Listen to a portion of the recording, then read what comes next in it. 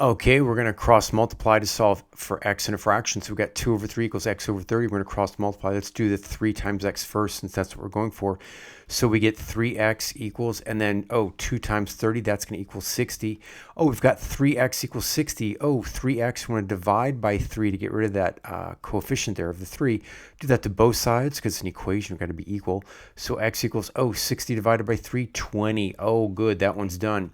Let's do the same thing over here. 3/4 equals x over 20. We're going to cross multiply. So that's going to give me 4x equals, and then 3 times 20. Man, it's just like we did something very similar. 3 times 20 is also equal to 60. In this case, we're going to divide by the coefficient of x, which is 4. Bam, bam, cancels. Oh, I like that. And then we're going to divide the right-hand side by 4 as well. We get x equals, 60 divided by 4, 15. Okay, last one. Ooh, it's fancy smanchy. It's got x in the denominator. 7 over 9 equals 77 over x. We're going to cross multiply. I want to do this one first. It's not showing up, like it ran out of ink or something.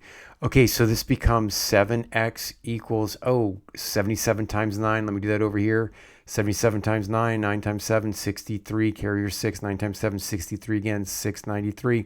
7x equals 693. Boom. I'm going to divide by the coefficient of x, which in this case is 7. Do that to both sides. Yay, 7s cancel.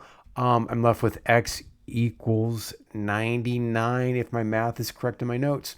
Okay, good luck, guys. This method will help you in solving for x terms in the fractions.